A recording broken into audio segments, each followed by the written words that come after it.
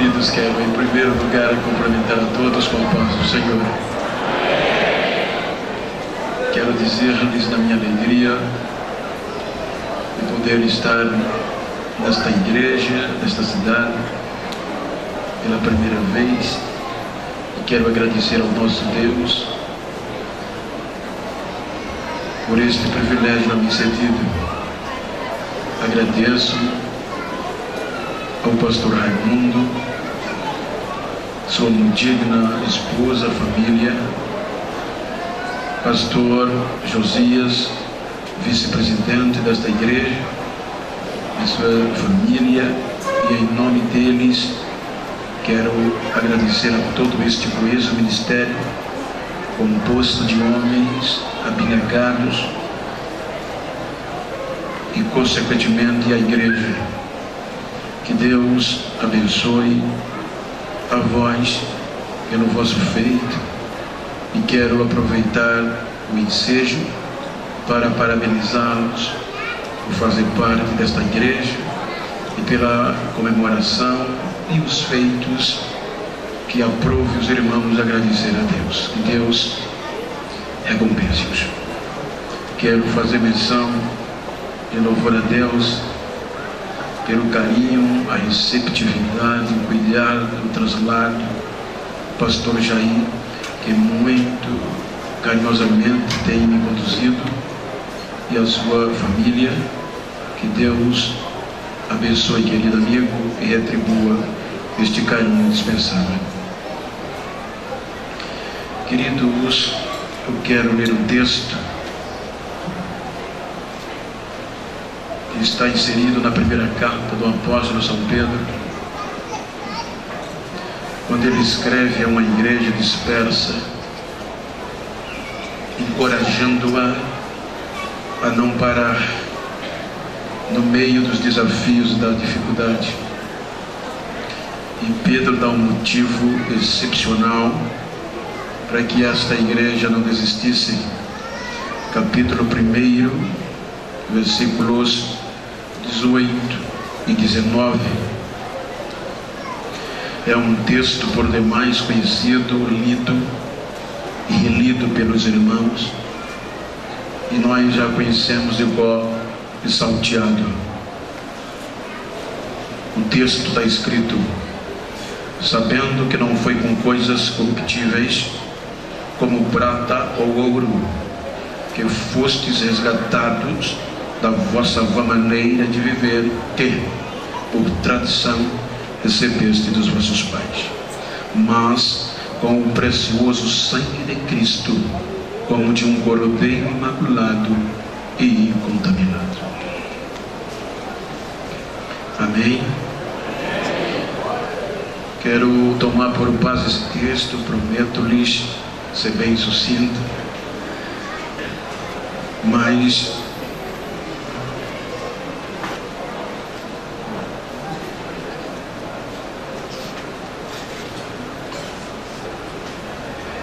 eu quero tomar por base esse texto para trazer-lhes, com base no contexto bíblico, motivos que Pedro usou para encorajar uma igreja dispersa em toda a Ásia Menor. Mas antes de discorrer, também quero fazer menção de louvor a Deus pela vida dos pastores e respectivos ministérios e igrejas aqui presentes.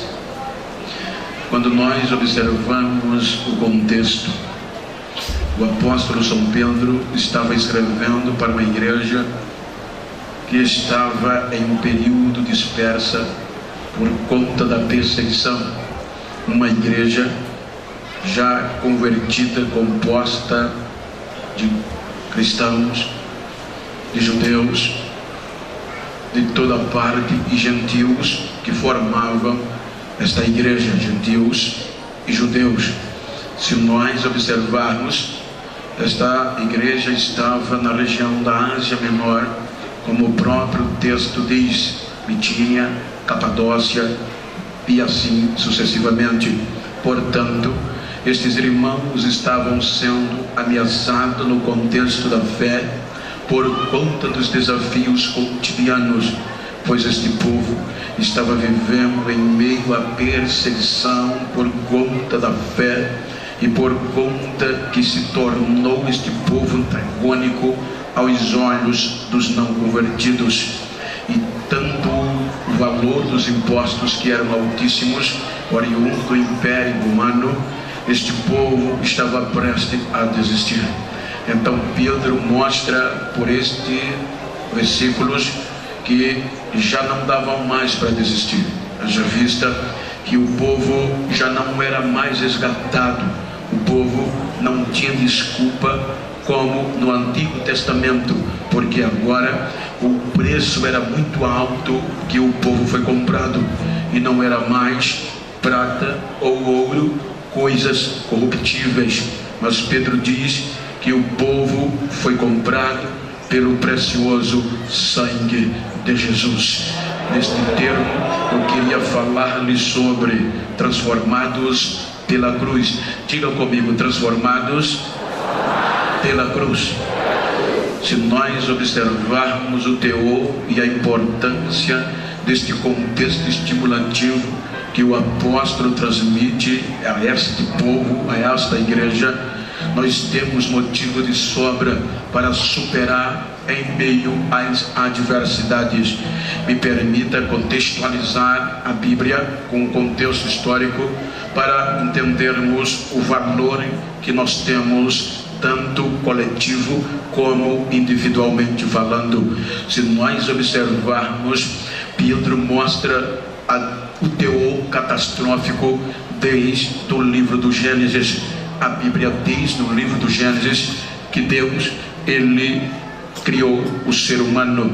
Como nós estamos comemorando um tempo de agradecimento pelos 90 anos, também faz parte falar desta história. A Bíblia diz que o ser humano foi o ápice e a glória da criação de Deus. O ser humano é o único ser criado de todos os demais com capacidade distinta de adoração. O ser humano, ele galgou um patamar de relacionamento íntimo com Deus, a ponto do próprio Deus criar um local específico conhecido como Jardim do Éden ou Paraíso, para que o homem habitasse. E para concluir o contexto do relacionamento íntimo, a Bíblia diz que toda virada do dia, todo crepúsculo da tarde, Deus descia para ser cultuado, para ser adorado e dialogar com o ser humano. Portanto, neste pressuposto, Deus cria uma aliança. Deus faz um acordo, um trato, um concerto com o ser humano. Na árvore que está no meio do jardim não tocarás. Este era o símbolo da aliança na obediência. Portanto, no decorrer do contexto dos primeiros capítulos do livro do Gênesis, a gente percebe que o ser humano quebrou esta aliança. O ser humano desobedeceu a Deus pelo seu próprio egoísmo, pelo seu próprio conceito de escolha, pois a Bíblia diz que o ser humano quis ser igual a Deus, conhecedor do bem e do mal. Portanto, a queda do ser humano causou um dano que é imensurável. Ele mudou o curso do universo e o curso de toda a história da criação. O impacto da quebra deste relacionamento atingiu o céu e a terra. E o interessante é que a Bíblia diz que esta desobediência do homem criou uma barreira entre Deus e o homem. Haja vista que Deus é santo e não contempla o pecado, e agora o ser humano é conhecido, é taxado como pecador. A justiça de Deus era para que o homem fosse eliminado, mas o amor prevalece. A Bíblia diz que Deus traz punições e sanções da justiça para todas as partes envolvidas: o homem, a mulher e a serpente. Todas as três partes envolvidas no erro começam a sofrer as sanções da justiça de Deus. Portanto, é quando a Bíblia relata que por este motivo o homem foi destituído da glória da presença de Deus. Ora, em vez de Deus destruir o ser humano, a Bíblia diz que Deus o expulsa da sua presença na esperança de reatar este relacionamento. Era tão tal que quando a gente chega no capítulo 6, então a Bíblia já não fala mais de um casal e nem de individualidade. A Bíblia fala de uma geração, e esta geração, a Bíblia diz que aprove Deus a descer para ver o comportamento íntegro, o comportamento interno do coração daquela geração. Portanto, Deus é decepcionado num contexto de nossa linguagem. Mais uma vez, a Bíblia diz que aquela geração piorou, ou seja, o pecado daquela geração cheirou mal às narinas de Deus. Então é quando a justiça de Deus vem de forma implacável, pedindo a destruição do ser humano. Então Deus diz: eu me arrependi de haver feito o ser humano. Eu vou tirar, eu vou destituir, eu vou extinguir da face da terra o homem que criei. E por conta da sua desobediência, não só o homem, mas os répteis, os animais, toda a terra será destruída. Esta era a exigência urgencial da sua justiça. Portanto, a Bíblia diz que quando a destruição estava por vir, então Deus encontra um homem que andava na sua presença no meio da destruição espiritual. Então, por meio daquele homem que a Bíblia chama de Noé, resolve Deus, o amor prevalece mais uma vez para com o ser humano. Vejam que o amor supera a destruição, e Deus poupa o ser humano 8 almas para preservar a raça humana. Até aqui a primeira aliança foi deteriorada, conhecida como edêmica ou do Éden, ou adâmica através de Adão. A partir daqui tudo foi destruído, exceto 8 almas e os casais dos animais que entraram na arca. Depois de um período aproximadamente de 1 ano de dilúvio, então de águas sobre a terra, então Deus tira o ser humano da arca, e a Bíblia diz que Deus o motiva e que Deus resolve fazer uma nova aliança de aproximação. A Bíblia diz que Deus aparece a Noé, ele faz uma aliança através de um arco no universo. Deus diz a Noé: nunca mais eu farei o que eu fiz, nunca mais eu destruirei a terra ou o homem como eu fiz. Então Deus o motiva: vamos, espalhem e encham toda a terra, proliferem. E Deus continuava monitorando. Então agora surge uma aliança conhecida como noética, a aliança onde Deus dá mais uma vez o governo do homem, é o governo humano. Então esta nova geração podia desfrutar desta nova aliança. Portanto, quando nós chegamos no capítulo 11, há mais uma decepção. A Bíblia diz que esta geração da aliança noética, ela se ensoberbece e resolve mais uma vez desobedecer a Deus. É quando um homem chamado Nimrod liderava aquele povo. Ele tem a ideia de que ninguém se espalhasse como Deus mandou. Então, ao advento da Torre de Babel, surge em contexto protetivo, porque eles disseram: vamos construir uma torre cujo cume toque nos céus, para que se alguém se espalhar calhar a gente possa se juntar. Então diz a Bíblia que Deus desce para ver a intenção daquela geração e percebeu que todo o desígnio do coração daquela geração era amar. Então eles quebram mais uma vez a aliança. Então Deus derruba a torre e cria, vem aqui a diversidade de idiomas e dialetos. Agora o homem não entendia mais a voz do outro. Quando a gente chega no capítulo 12, a gente depara-se com o mais alto nível que Deus podia fazer de novo uma aliança, a aliança abraâmica, a aliança mais poderosa de todo o Antigo Testamento. Agora era Deus entrando no berço espiritual para resgatar o ser humano e reatar o relacionamento. A Bíblia diz que é a primeira proposta missionária na visão transcultural. Deus vai e diz a Abraão: sai da tua terra, do meio da tua parentela, irás para uma terra que eu te mostrarei. A intenção de Deus com Abraão era formar o maior projeto de resgate, o sacerdotal, a menina dos seus olhos, chamada de Israel.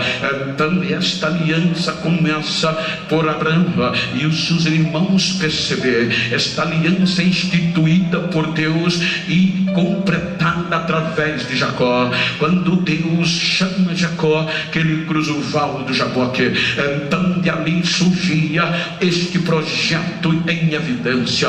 Portanto, se nós observarmos o livro do Gênesis, você vai ver que é um livro de ótica missionária, de livro de investimento histórico. Quando nós chegamos no livro do Êxodo, nós percebemos Deus protegendo e tirando este projeto da escravidão. Por um período de 430 anos, o projeto se tornou escravo, mas Deus com um braço forte tira-o e abre o mar vermelho. Portanto, agora depois que este projeto está indo para a terra prometida, então nós encontramos Deus querendo se aproximar do povo. É aqui no livro do Êxodo que Deus agora começa uma nova aliança, a aliança da lei, a aliança mosaica. E nesta nova aliança, já que as duas anteriores foram quebradas, então Deus resolve fazer algo maravilhoso. Veja que como o ser humano não tinha capacidade de se aproximar de Deus, então entra sangue de animais puro e limpo para representar o ser humano. Haja vista que o ser humano já é má por natureza, portanto o sangue de animais não impuniu e não deu imunidade ao ser humano. O pecado ainda prevalecia. Então quando a gente chega no capítulo 27 do livro de Levítico, o livro de Levítico é um livro de aproximação. Se nós observarmos, Deus chama Moisés e institui os rituais de santidade. O livro de Levítico ele começa para o povo fazer oferta pela culpa, pelo pecado. Era só oferta de aproximação, portanto não foi suficiente. Quando nós chegamos no capítulo 27 de Levítico, então a Bíblia diz que Deus chama Moisés e agora ele propõe um voto particular. Este voto, segundo alguns comentaristas e eruditos, está voltado para a santidade. Era por meio deste voto que o ser humano poderia receber imunidade. Como era este voto? Capítulo 27 diz o seguinte: que disse Deus a Moisés: quando um homem queira fazer um voto particular, este homem chegará a ti e segundo a tua avaliação do seu voto, assim será feito. Ou seja, aí Deus diz os parâmetros. Se for um homem de idade de 20 a 60 anos, o preço deste voto será 50 ciclos de prata. Se for uma fêmea, será de 30 ciclos. Se for um jovem de 5 a 20 anos, será de 20 ciclos de prata. Se for uma moça, será de 10 ciclos de prata. Deixe-me abrir um parênteses para explicar isso aqui. No Antigo Testamento, na aliança da lei. Então, se eu fosse um judeu, eu estava hoje neste patamar. Eu vou fazer este mês 53 anos, e a exigência era de 20 a 60. Se eu quisesse ter imunidade, se eu quisesse me aproximar e ser protegido, então eu tinha que depositar um voto. Este voto para mim era referente a 50 ciclos de prata, conforme o ciclo do santuário. Eu pegava 50 ciclos de prata e levava para o sacerdote, segundo ele avaliasse. Se ele aceitasse o meu voto, ele pegava e depositava no santuário. Então eu teria e queria imunizar a minha esposa. Então eu voltava com mais 30 ciclos de prata para representar a minha esposa. O meu casal de filho, do meu moço, eu teria mais 20 ciclos, e da minha moça mais 10 ciclos. Se fosse assim, então assim sucessivamente, para que eu imunizasse a mim, a minha esposa e o meu casal de filho, eu teria que levar 110 ciclos de prata, segundo o ciclo do santuário. O ciclo do santuário era referente a um ciclo a 11,5 gramas de prata. Então isso implica dizer que dava 1,250 kg de prata para a minha imunidade. Então, se nós fizermos um cálculo rasteiro, me perdoe que eu não estou atento à cotação do grama da prata, mas nas últimas vezes que eu olhei a semana passada, estava acompanhando a cotação. Já, salvo engano, estava em torno de 55 aproximadamente reais o grama da prata. Se nós formos calcular, transliterar para os nossos dias, para que a gente tivesse o direito no Antigo Testamento de ter imunidade, de comemorar 90 anos de alguma coisa, sem que o inferno tivesse nada a ver, eu teria que trazer só para mim, minha esposa e meus 2 filhos, cerca de 68 mil reais. Isso todas as vezes em períodos em periódico. Ou seja, o que isso significava era que a prata ou o ouro que era depositado no meu nome no santuário, ele dava garantia de imunidade. Então o diabo não tinha mais nada a ver com quem estava justificado pela prata, porque era a prata que justificava o judeu diante de Deus. Então era o preço do resgate do escravo baseado na prata e do ouro. Então, quando nós percebemos a prata e o ouro não conseguiu dar imunidade a Israel, os irmãos vão perceber que a prata e o ouro, a aliança da lei, não conseguiu acabar com o pecado, a ponto que Israel voltou a pecar. É por isso que a gente encontra a história no contexto genealógico.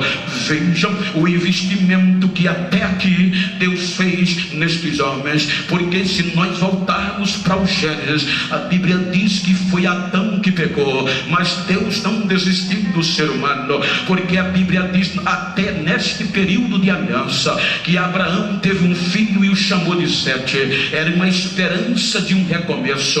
O nome Sete quer dizer isso. As 7 gera Enos, e Enos andava com Deus. Então a Bíblia diz que neste princípio de geração, então Enos gerou a Cainã, e Cainã a Malalaiel. Malalaiel gera Jared, Jared gera Enoque, e Enoque a Metusalém. Metusalém gera Lameque, e Lameque gerou a Noé. Noé gerou a Sem, Cã e a Jafé. Aqui está a primeira leva de a aliança edêmica até o governo humano. Mas os irmãos vão de conceber que depois do dilúvio, da nova aliança, a aliança de esperança, a Bíblia diz que depois da destruição, a Bíblia diz que Deus investiu pesado, porque depois do dilúvio foi Sem que assumiu a responsabilidade.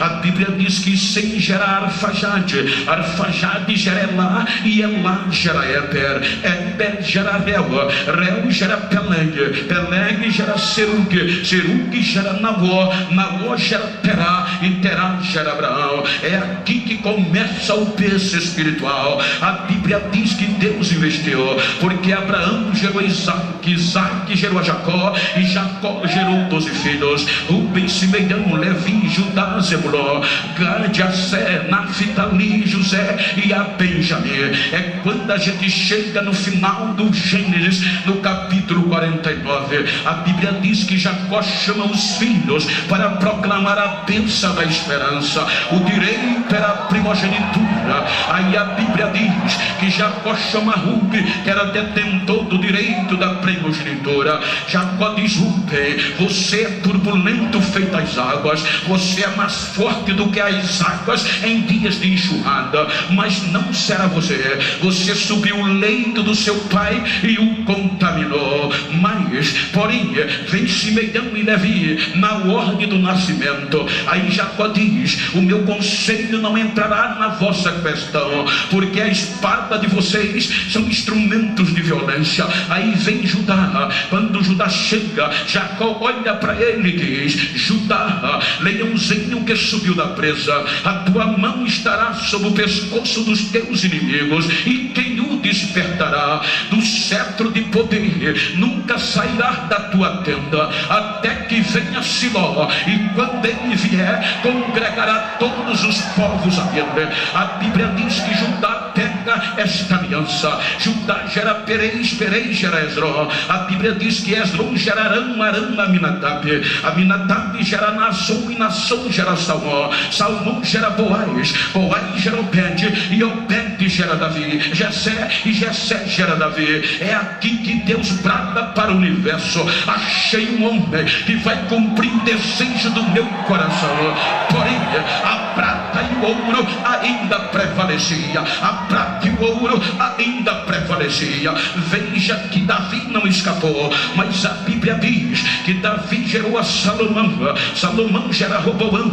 Roboão passa para Abias, e Abias para Asa. Asa Josafá, Josafá Joram, Joram Uzias, Uzias Jotão, Jotão Acais, e Acais a Ezequias. Ezequias gera Manassés, Manassés gera Amon, Amon gera Josias, e Josias gera Jeconia. É aqui que acaba o contexto de esperança. A prata e o ouro culmina aqui, porque a prata e o ouro era a esperança do resgate, era a tradição aonde os judeus confiavam. Mas é aqui que Israel pecou. A prata e o ouro não resolveu, e Israel é levado para o cativeiro. Aí Deus usa a boca de Jeremias para dizer que não desistia do povo.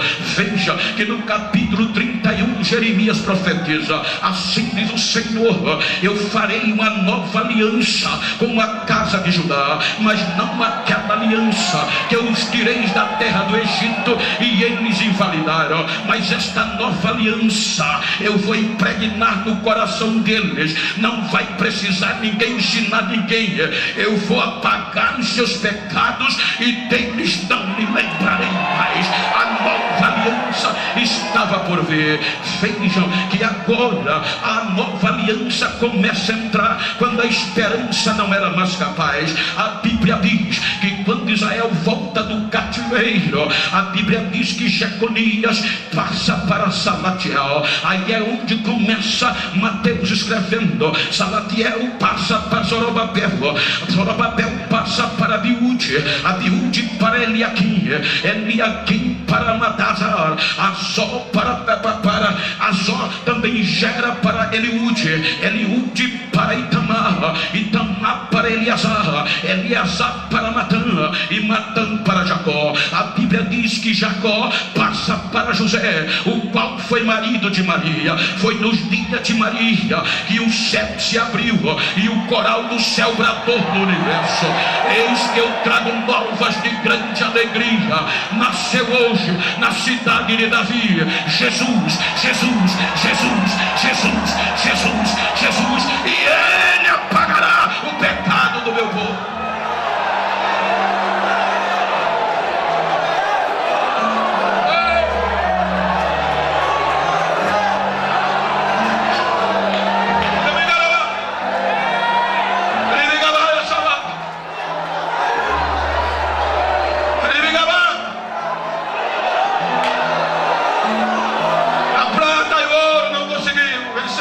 pecado.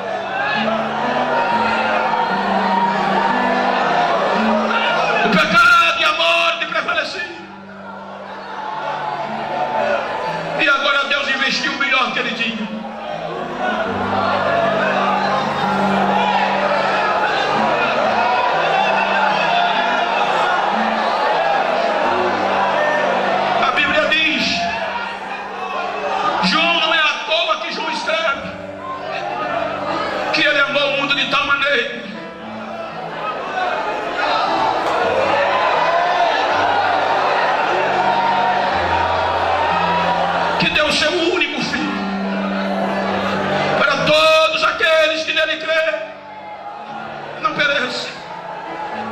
Mas tem a vida eterna.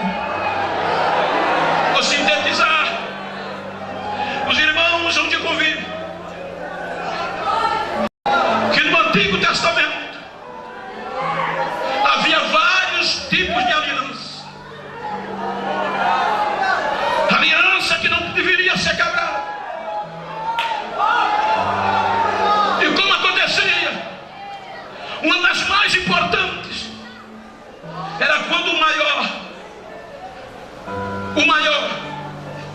sentava numa cadeira e o servo, o escravo viria, colocava a mão abaixo da coxa direita do maior e fazia um juramento.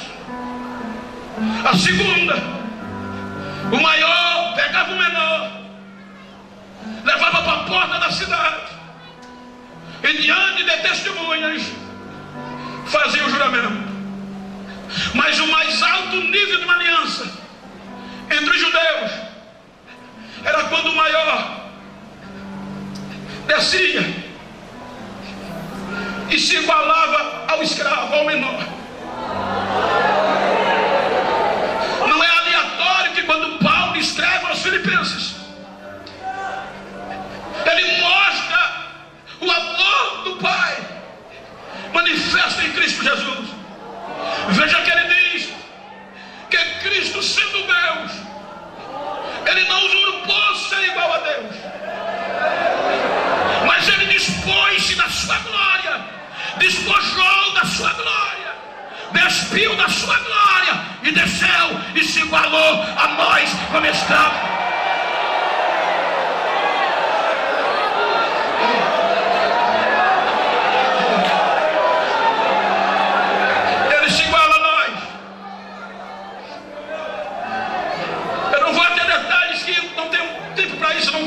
Amanhã é dia útil.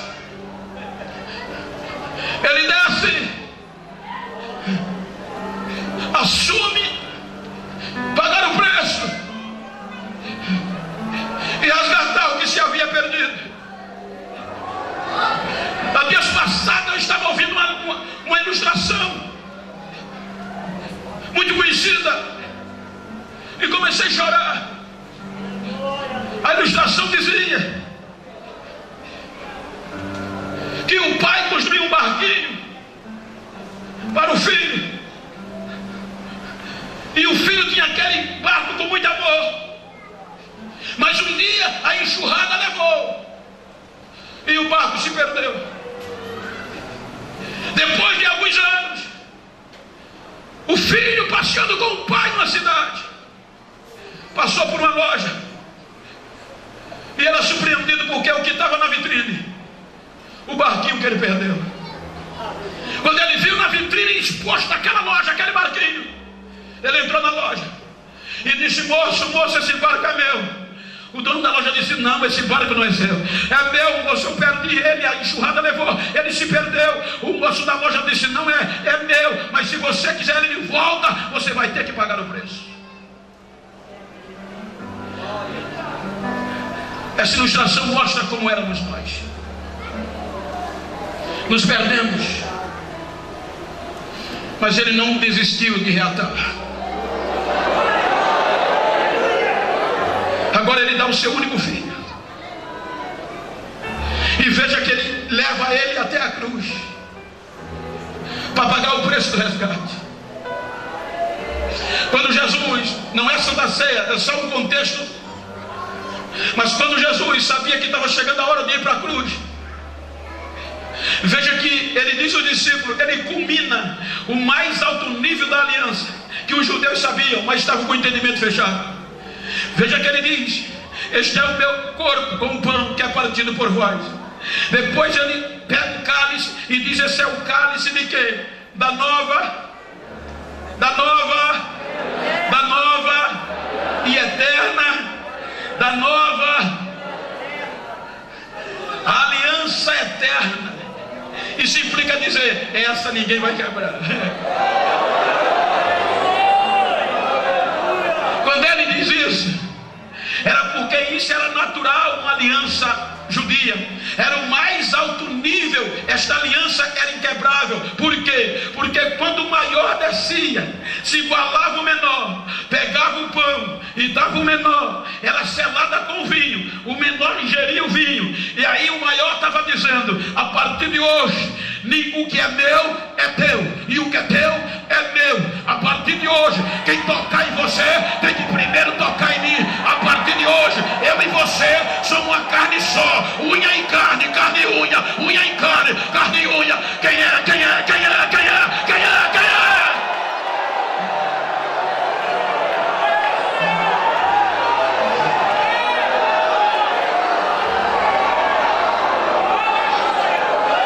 Agora precisava cumprir. Ele vai à cruz.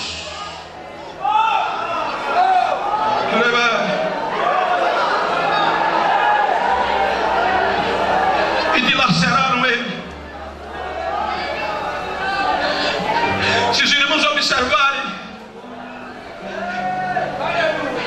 a lei, o Antigo Testamento, a lei de Deus não incluía a morte de cruz.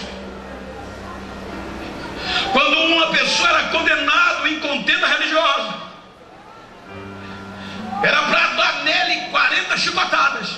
E o texto de Deuteronômio diz: para não deixá-lo fraco, não pode passar de 40. Era por isso que o sacerdote, o magistrado, quando aplicava, mandava tirar uma para não passar, não quebrar a lei. Só dava 39.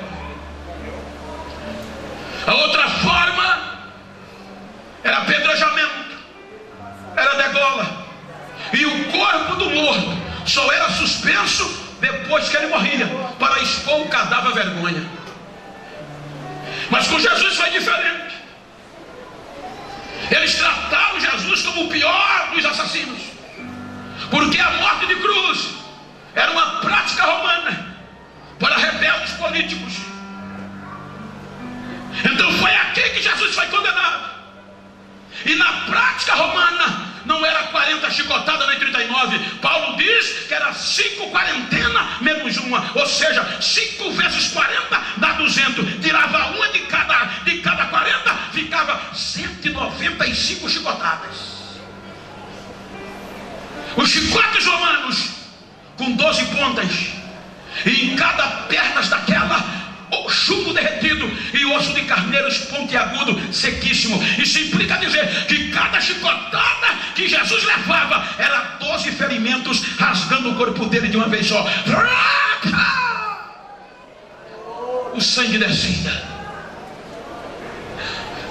Quando terminava as chicotadas, estava dilacerado.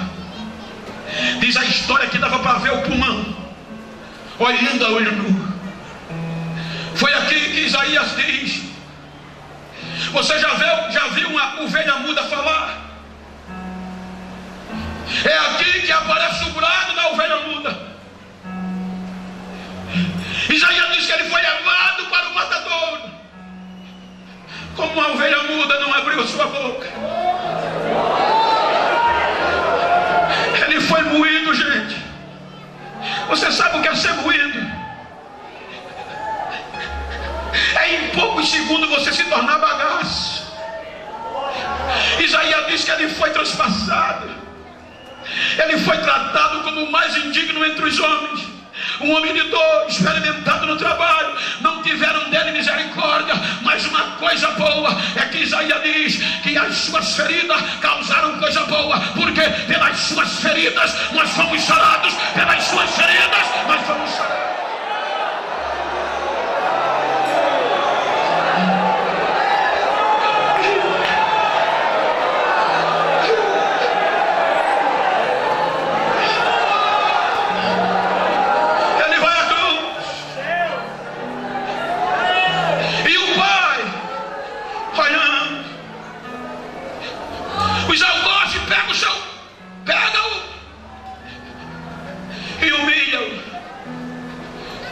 cuspiu, rasgam as suas vestes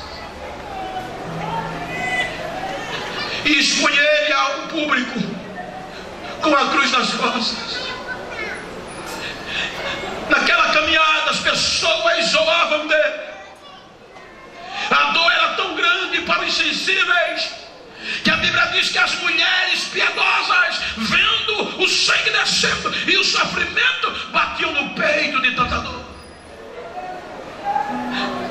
Jogam ele para fora da cidade. Pega o seu punho esquerdo. A história diz um grampo de 22 centímetros de comprimento, rasgando o seu tecido, grudando o seu punho na cruz. Pá! Como diz o hino, a cruz no chão. Pega o punho direito, outro grampo rasgando a mão direita. Pá! E ele não abria a sua boca.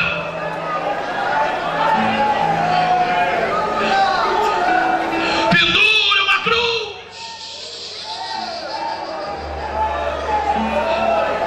Aí a Bíblia diz que a natureza não aguentou ver aquilo. A história diz que começou a cair uma garoa, a natureza chorando sem entender.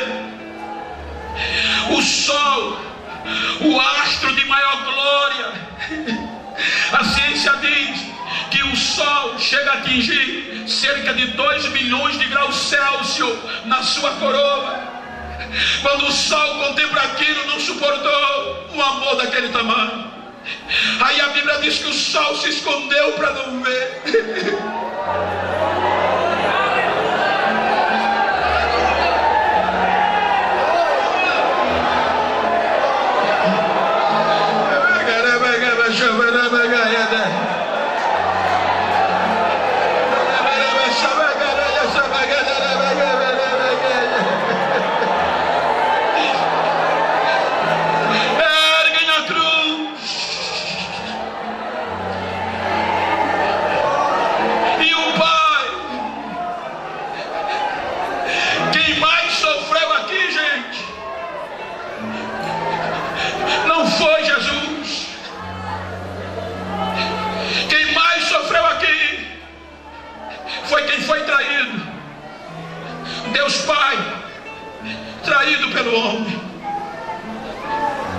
Pastor Raimundo é pai, eu sou pai, e tem muitos pais aqui presentes.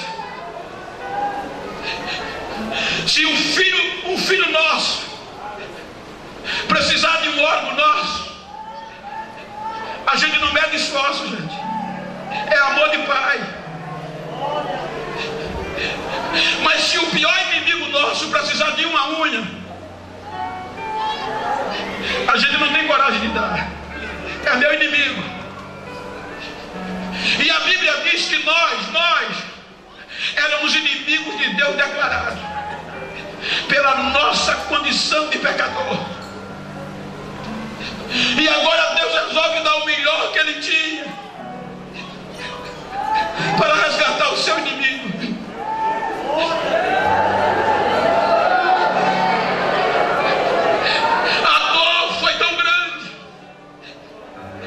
Que você vai ver que quando vai chegando perto das 3 horas da tarde, Jesus chama pelo Pai, como o filho que ele era amado. E veja que ele disse: se eu quisesse, o meu Pai tiraria eu daqui. Então quando ele se sente abandonado, veja que Jesus começa a gritar na cruz, gente. Você já viu qual é o pai que resiste? Vê o filho massacrado chamando por ele. Pode ter um trem pegando fogo na frente, gente, ele quer pular por cima para buscar o filho. Agora o Pai do céu ouve o grito lá na cruz: Eli!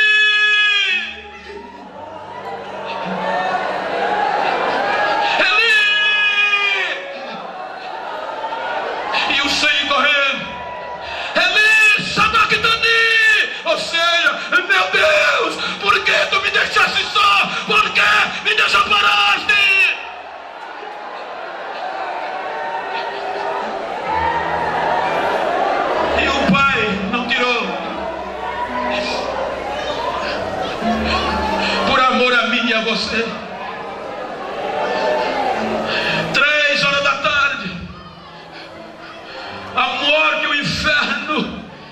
de galo, para melhorar para eles, Jesus dá um grito: Pai, em tuas mãos eu entrego o meu espírito. Está consumado. Está consumado.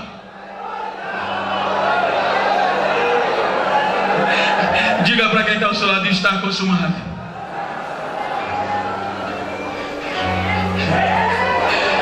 Isso aqui deixou o inferno doido, gente. Porque a palavra consumado foi o mais alto grito de independência. Até hoje, cerca de 500 anos, é uma obrigação civil. O hino nacional brasileiro tocou, se para, junta os pés, mão no peito. Ouviram das margens do rio Ipiranga o grito de independência. Mas aqui foi mais alto. Ouviu-se do alto de uma cruz o grito: está consumado. A palavra consumado, quando você vai para o contexto grego, quer dizer tetelestai,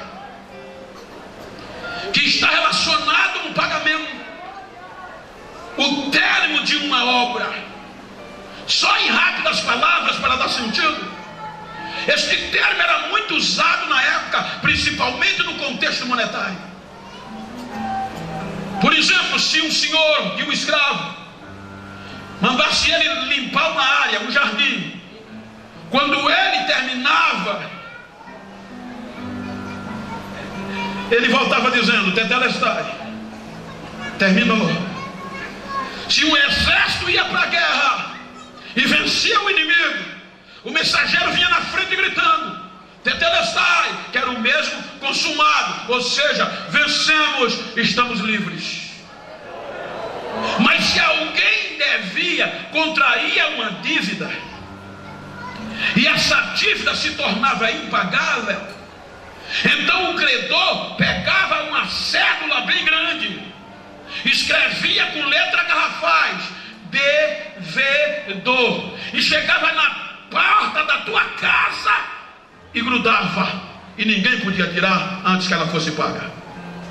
A escrita de dívida estava na parede da tua casa. Quem passava sabia: veia devedor. O interessante é que quando alguém resolvia assumir a dívida do devedor, que ele pagava, ele tinha por direito de ir na parede do devedor, tirava a escrita de dívida, riscava ela, e em letras maiores colocava lá de novo: tetelestai, está pago, não deve mais nada. É aqui que depois dos 3 dias, quando Jesus triunfa sobre a cruz, aí Paulo diz aos Colossenses: foi aqui que ele pegou a escrita de dívida que era contra nós e cravou na cruz. Ou seja, nós não devemos mais nada, já foi pago lá na cruz, já foi pago lá na cruz. Tem como você olhar para quem está ao teu lado, bater no peito e dizer para ele: eu fui transformado pelo poder da cruz. Diga para ele: eu não devo mais nada do inferno, agora eu posso dar glória, agora eu posso falar línguas estranhas, agora eu posso profetizar, agora eu posso cessar.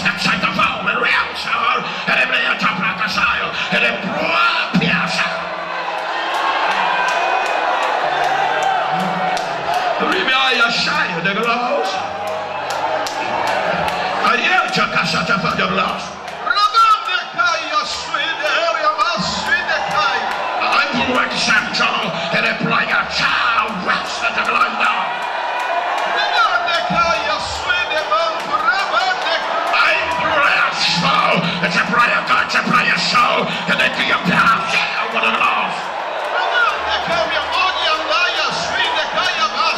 Eu estou abrindo os céus nesta hora. Eu estou derramando uma unção de glória sobre este santuário e estou renovando vidas. A minha glória está invadindo esta casa. Diz o Senhor, agora, agora, agora, agora.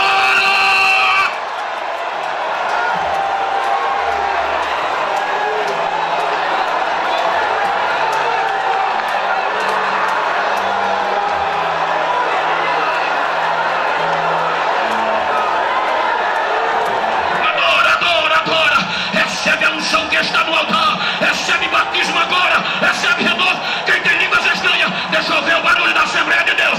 Deixa eu ouvir o barulho da Assembleia de Deus. Deixa eu ouvir o barulho do Pentecostes. Agora, adora, adora, adora, adora. Recebe agora.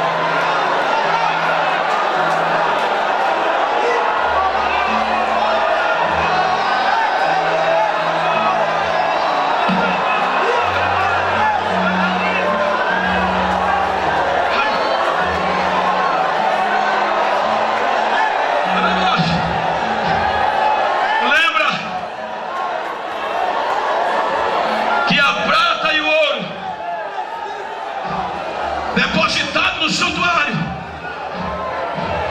justificava quem fez o voto, mas ela não venceu o pecado e a morte. Mas só para chatear, bata no peito se você pode. Olha para quem está do lado e diga: a cruz me transformou.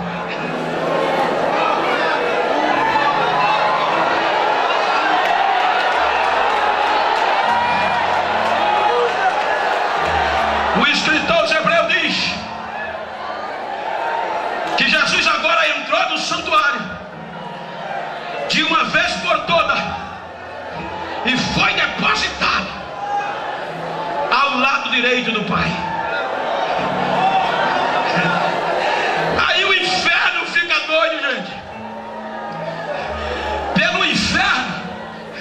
Você está pensando que a gente estava aqui comemorando 80 anos, 90 anos, dando pulo em glória a Deus nessa noite? Agora não. Ele tinha arrancado as nossas pernas antes da gente chegar aqui. É por isso que a Bíblia chama ele de acusador. Quando ele vê a gente nesse fogo, ele corre para Deus acusar os nossos defeitos. Ele pecou, ele errou, e às vezes tem verdade. E a justiça de Deus quer nos arrebentar. Mas o inferno quebra a cara, porque quando a justiça diz ela é minha, o depósito está logo no lado direito, pertinho, o sangue está lá, ele está lá. Eu estou aqui, Pai, eu já paguei, eu já paguei, eu já paguei, eu já paguei. Derrama fogo lá, derrama glória lá, perdoa ela lá, perdoa ele. Eu já paguei, eu já justifiquei, o depósito está lá.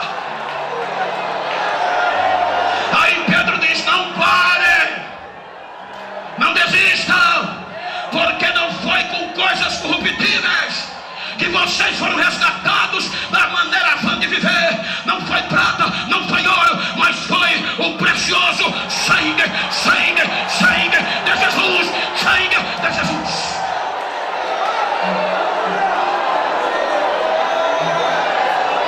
Então fique de pé, por favor.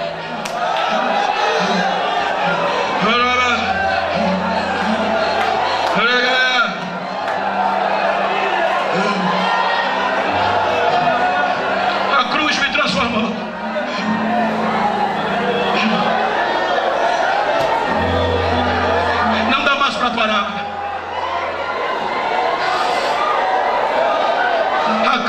na sua mão. Me pediram para dizer, vocês já ouviram, mas deixa eu me dizer. Por muitas vezes eu quis tirar a minha vida, porque as pessoas diziam que esse negro aqui não valia o que comia, e a rejeição era muito grande.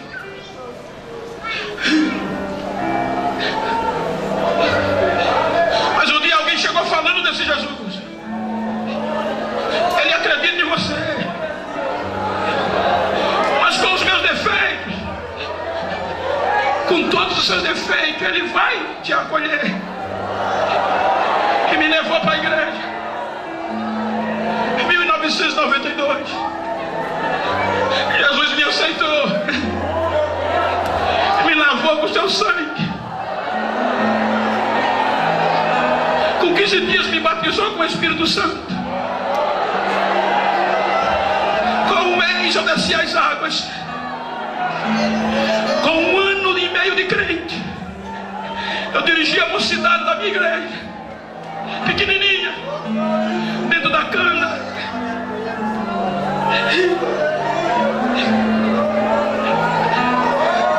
Não perdi um culto. Um dia, em um culto de domingo, o pregador daquela noite mandou eu ficar de pé no meio da igreja e me disse: Deus está me dizendo que você é um projeto especial. O mundo vai ouvir falar o teu nome. O Brasil vai ter respeito por você, e vai ser pequeno para você pregar. Quando eu saí daquele culto, parecia que eu saí voando. Mas com 3 dias depois daquele culto, um grupo de obreiros vai na minha casa, preocupado para eu não desistir. E aqueles obreiros me disseram: Bento, a gente vai te dar um conselho. Oh, meus irmãos, pois não. Tu chegou agora na igreja, só tem 1 ano e meio. A gente já tem muitos anos aqui, Bento, e a gente vê que você é crente. Mas para você não decepcionar-se, esquece aquele culto de domingo. Esquecer? Sim, mas por quê? Aquilo que o pregador falou é falso, é da carne. Ele errou o alvo, Pedro, não era você. Não, por quê? Porque você tem 3 defeitos que é impossível acontecer. Quais são os meus defeitos? Tu é pobre demais.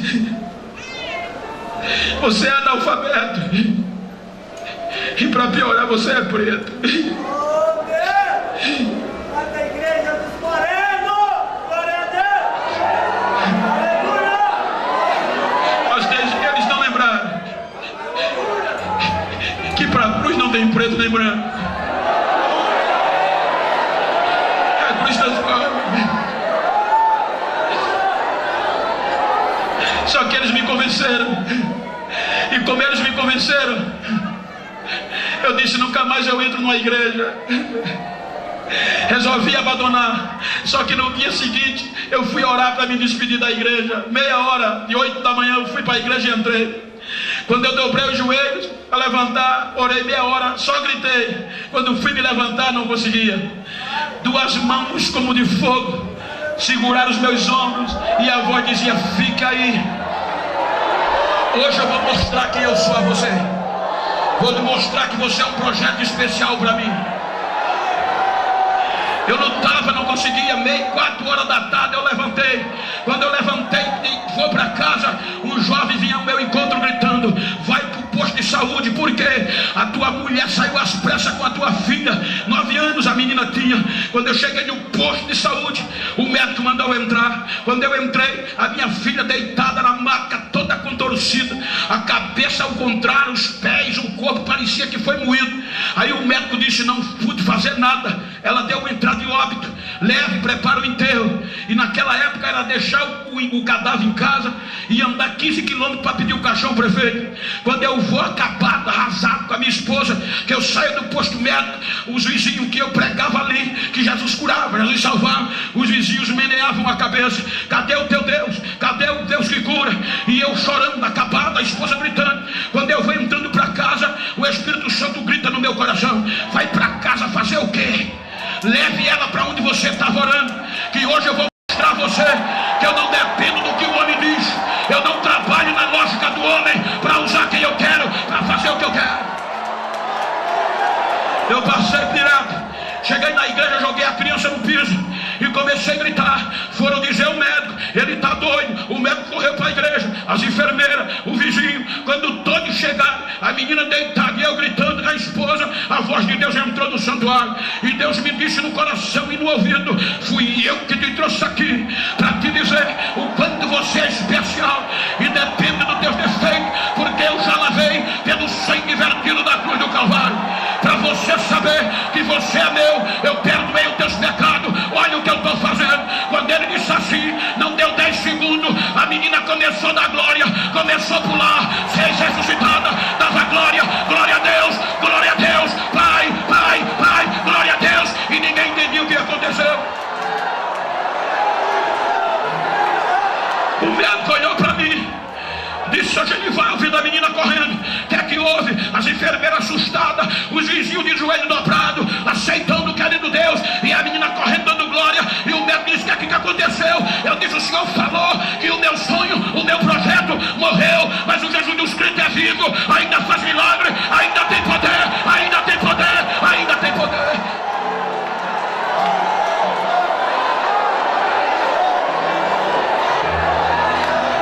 Olha eu aqui.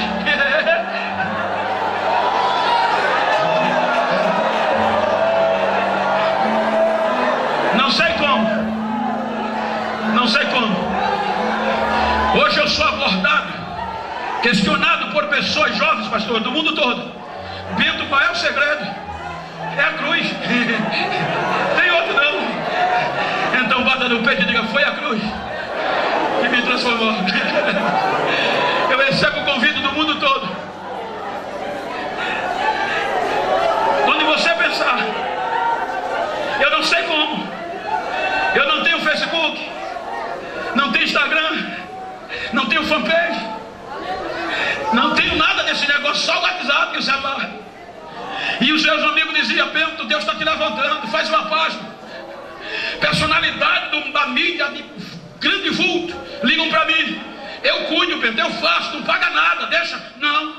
Mas como é que o mundo vai te conhecer? Não sei, a cruz tem poder para isso. Mas Bento, alguém tem que soprar. Na verdade, há dias passados, num temporal, o Rio Grande do Sul foi atingido por quase 500 mil de raios em pouco espaço de meia hora. E o que eu acho lindo é que a Bíblia diz que um raio, antes de cair, ele vai no trono. Senhor, aonde é que eu caio? A Bíblia diz que o vento sopra onde quer, mas antes dele soprar, ele tem que ir lá e dizer: Senhor, eu vou soprar para que lado? Então, se é a cruz, deixa que o vento leva, o vento leva, o vento leva, o vento leva.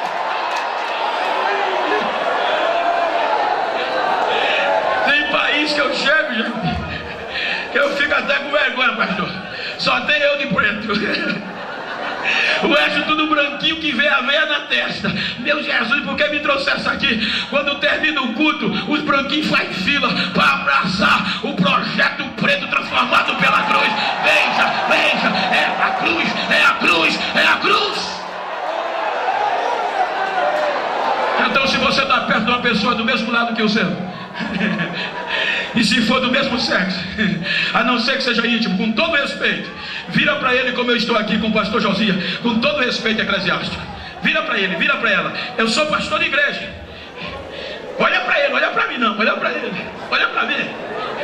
E diga para ele: custasse caro, hein? Diga a ele: a trombeta pode tocar hoje. E se ela toca hoje, eu quero subir com você, pegando fogo, voando faísca. Diga a ele: mas se ela não toca hoje, eu quero marcar um encontro com você. Pergunta a ele: aonde? Lembra daquela rua de ouro do Apocalipse?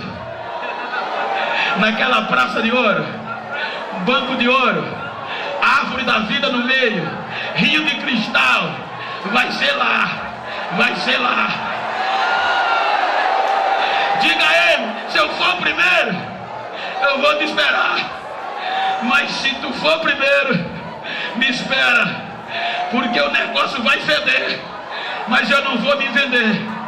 Depois dessa festa, se porventura tu encontrar alguém perdido por aí, que pensou que eu ia parar, que eu ia desistir, que eu ia esfriar, dá um recado a ele. Diga, dá um recado a ele. Diga: não vou parar. Foi a cruz, foi o sangue que me comprou. Aperta a mão dele. Diga: vou estar lá, vou estar lá. Abraça ele. Diga: tá fechado. Diga: fechado.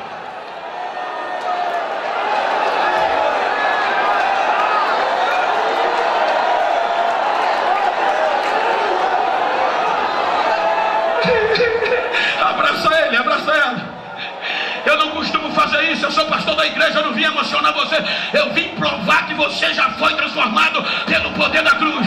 Então abraça esse crente do mesmo sexo, segura ele, segura ela, profetiza no ouvido dele e diga para ele: eu só vou te largar quando